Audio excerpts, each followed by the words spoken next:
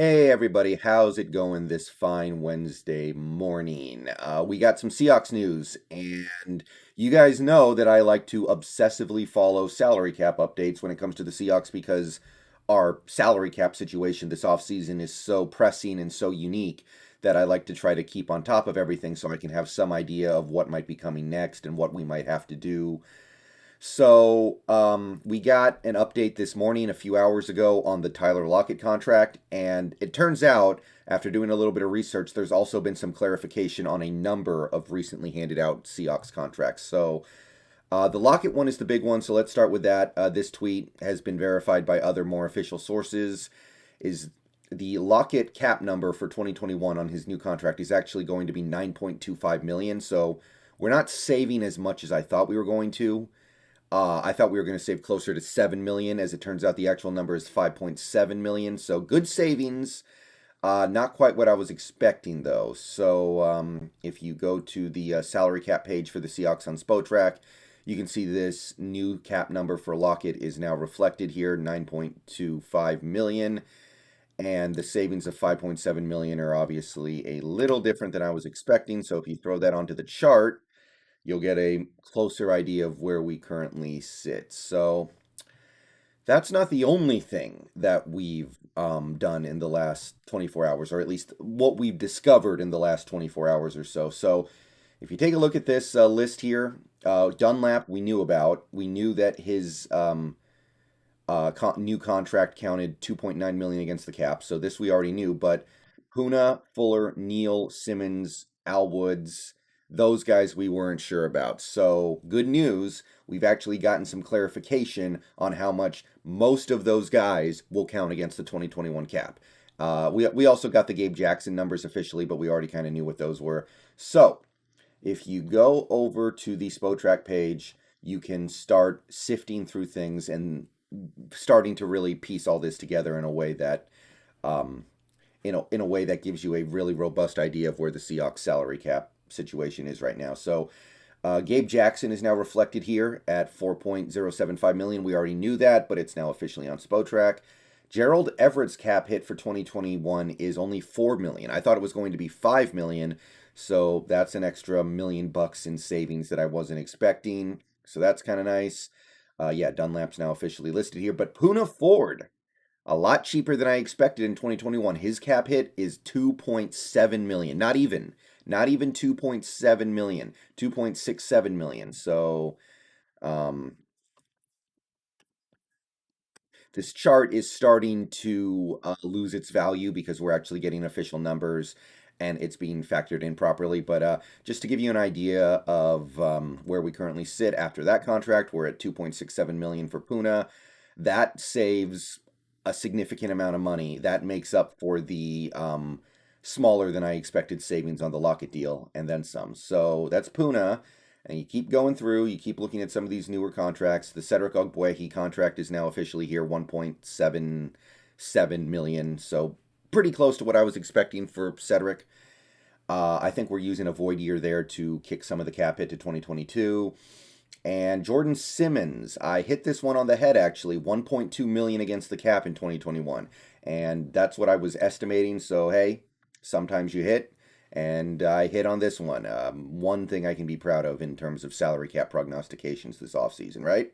So yeah, 1.2 million for Jordan Simmons, and then we have a couple of tendered restricted free agents. Fuller and Neal are actually going to count 920,000 against the cap. So just shy of a million, a little more than I was expecting, but not by any amount that matters at all, really.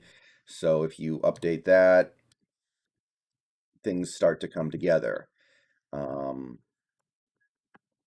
and this should give us a pretty good idea of where we stand exactly in terms of our situation against the cap. And actually, we don't even really need most of this chart anymore. I'm just updating it for my own personal interest because if you take a look at this chart, you can see that every player that we have brought on or retained this offseason or just had left over is accounted for with the exception of Al Woods. And we know Al Woods is going to be 1 year, 3 million. We don't know how much of that cap hit is going to be in 2021 and how much will be in 2022. So we're still waiting for a little bit of clarity on that. However, everyone else is spoken for, and everyone else has a dollar amount associated with their 2021 cap hit. So, hey, that's cool. So yeah, we still need Al Woods. We don't know what his cap hit is going to be, and we also have this cap hit of the three draft picks we have. This number is actually going to be bigger than this because we're going to have UDFAs. We're probably going to acquire one or two more picks and trades. So this number is going to get a little bigger. It could push like 4 million, but it's a pretty decent number to use for the moment. And here is the magic number as of right now. Our estimated cap space, factoring in every player except Al Woods, is $485,000. Little less than $500,000. Now, Al Woods is definitely going to cost more against the cap than $500,000. So, yeah, there's still a little bit of work to be done here. As you can see, we've actually done a pretty incredible job of getting really close to the salary cap without restructuring Wilson, without restructuring Wagner. I don't think we've restructured Jason Myers yet either. It doesn't look like it. So we've actually done some pretty incredible work. Now, what about next steps? Because as I just went through, we're going to need to clear at least $5 million for Al Woods and draft picks, at least. And then you need to clear an additional 3 to 4 million for midseason pickups, injury considerations, practice squad promotion, stuff like that. So we probably still need to clear about 8 million in cap in order just to get to a rough equilibrium. So as I've said before, get Jamal Adams on a long-term extension yesterday. It'll probably save us somewhere around 3 to 4 million this year. If you want to extend Quandre Diggs, I don't know if you're going to be able to make that work. Like I said, I kind of suspect that we'll lose Quandre next season, but if you can extend him, you can probably save a 2 million bucks this year against the cap. You can restructure Wagner. I would very much prefer not to, but you certainly can. You can extend Brandon Shell, I guess. There are certainly ways you can do it, and there's of course the Wilson restructure, which it seems to me that this team is trying to avoid doing. I have a little bit of a suspicion that they're trying to really, really hold off on that because they want to keep their options open going forward. And because they've done such a good job managing the cap this offseason, that option is open to them. And it's interesting to see that because I've said many times that Wilson, 100% chance of being the Seahawks starting QB in 2021, but it seems like they're trying to keep their options open going forward on maybe moving him. So that's kind of interesting, and we'll see if that manifests itself in the future. But yeah, we got a lot of salary cap updates this morning. Poona, we now know his cap hit. Gerald Everett's cap hit is now official. We got official cap hit on some of our backup offensive linemen and some of our tendered guys.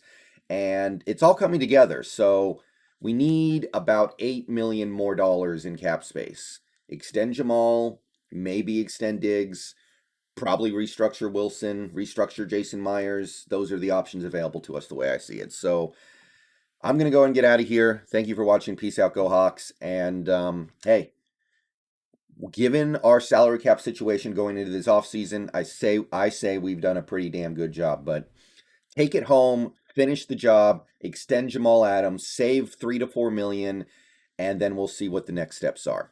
See you guys later.